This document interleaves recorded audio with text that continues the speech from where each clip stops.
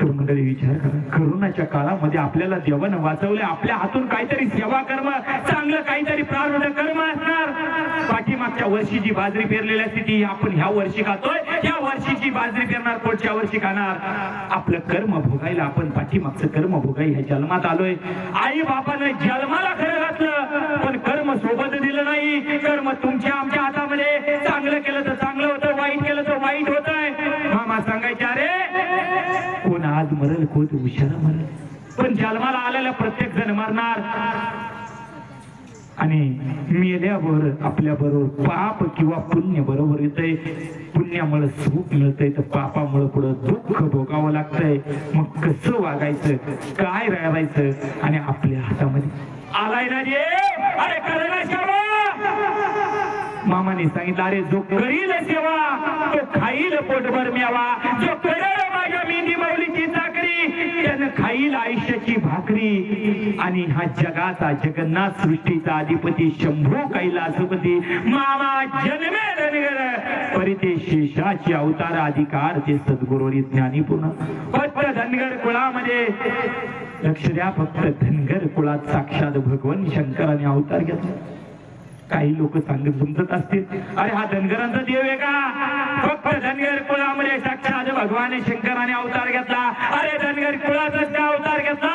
मेंढी माऊलीची उत्पत्ती वारुळातून केली. देव एका जागेवर थांबला असता तर तिथपर्यंत सगळ्यांना पोचता आलं नसतं, जाता आलं नसतं. गोर गरीब, वाढले नडले व्याधिग्रस्त सगळी लोक तिथपर्यंत जाऊ शकत नाही. म्हणून माझा देव जगा वेगळा बाळू मामा. मामानी सांगितलं, अरे तू माझ्याकडे येऊ नको, मीच तुझ्याकडे येतो. या मुख्या साधू संतांचा दिंडे सोहळा घेतला आणि तुमच्या गावापर्यंत आला. जोपर्यंत मेंढी माऊलीला चारा मिळेल तोपर्यंत पालखी सोहळा तुमच्या गावामध्ये थांबल. लाख रुपयाची पंगत तळावर घातली, बकरी उपाशी आली, काही सुद्धा उपयोग होत नाही. आमटी भात घाला, उभा चारा विकत घ्या मेंढी माऊलीला. ज्याला पंगत घालता आली नाही, 4-4 जण 5-5 जण उभा चारा विकत घ्या आणि मेंढी माऊलीला चारा. खरोखर मामांच्या दरबारामध्ये सेवेला किंमत आहे. सेवा करा, मेवा खा. मेंढी माऊलीला पोटभर चारा द्या आणि देवाच्या डोक्यावर भक्तीचं ओझं होतंय. आणि देवच्या मामा सांगायचे, अरे माझी सेवा करताय ना, माझ्या मेंढी माऊलीला चारा देताय ना, अरे मला सुद्धा तुमच्या दारामध्ये, दाराच्या सांद्रीत राहून नागा सापाचं रूप धारण करून रखवाली करावं लागते. अरे कोण तुमच्या केसाला जरी नुसता धक्का लावतो म्हणला, अरे नुसता लावतो म्हणला तर त्याच्या तोंडात मी पायतान घालतोय. माझ्या भक्ताला हात लावायची ताकद यमात सुद्धा नाही. एवढा अधिकार जर मिळत असेल तर का मेंढी माऊलीची सेवा करायची नाही? का मेंढी माऊलीला चारा द्यायचा नाही? अरे मेंढी माऊलीला चारा द्या, मेंढी माऊलीची सेवा करा, तुमच्या पदरामध्ये पुण्याचा साठा वाढत जाईल.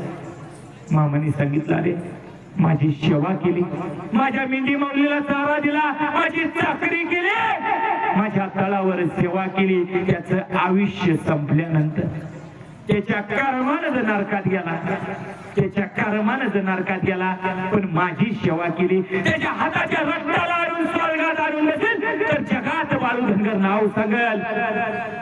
माझी सेवा करताय, अरे माझी भक्ती करताय. तुम्ही मेल्यानंतर, तुमचं आयुष्य संपल्यानंतर तुम्ही मेला, तुम्हाला न्यायला यम येत नाही.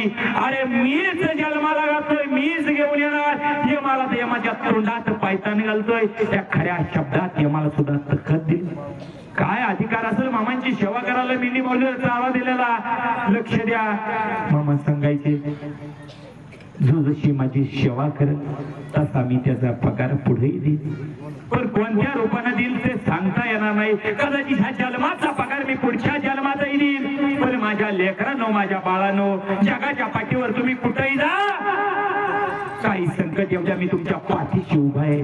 मंडळी, मामाने सांगितलं, तुमच्या टाचाखाली उभा आहे. सेवा करणाऱ्याच्या, मेंढी माऊलीला चारा देण्याच्या टाचाखाली जर देव उभा असेल, टाचाखाली कसा असेल?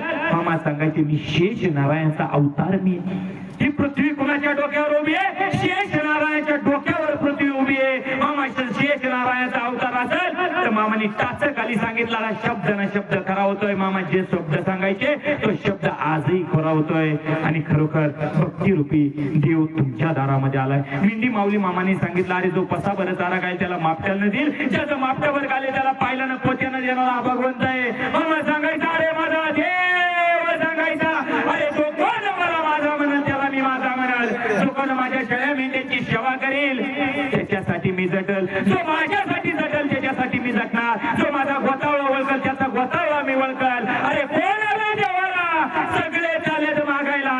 म्हशीच्या कासामध्ये 2 शिरा असतात, एक रक्ताची एक दुधाची शिरा असते. जो तो येतोय रक्ताची शिर धरतोय, माझ्या मुलाला मुलगा होऊ दे, मला नोकरी लागू दे. जो तो येतोय मागायला येतोय. मामा सांगायचं माझ्याकडे मागू नका, मी द्यायला समर्थ. एक मागाल तर मी 10 द्यायला समर्थ आहे. दूध अमृत अमृताची मागणी करा, देवाची सेवा करा, मेंढी माऊलीची सेवा करा, बकरी उपाशी येऊ देऊ नका. सर्वांना हात जोडून कळकळीची विनंती आहे, सगळ्या गावासमोर हात जोडून कळकळीची विनंती सर्वांचा पायाला स्पर्श करून सांगतो, मेंढी माऊली उपाशी येऊ देऊ नका. साखर वाटली तळाव तरी चालेल, पण बकरी कधी उपाशी येऊ देऊ नका. माझा देव उपाशी राहतोय. झालेली सेवा साक्षात जगाचा मालक ब्रह्मांड नायक काशीचा विश्वेश्वर हा पंढरीचा पांडुरंग जगाचा मालक बाळूमांच्या चरणी, मेंढी माऊलीच्या चरणी, मेंढके मंडळींच्या चरणी अर्पण करतो.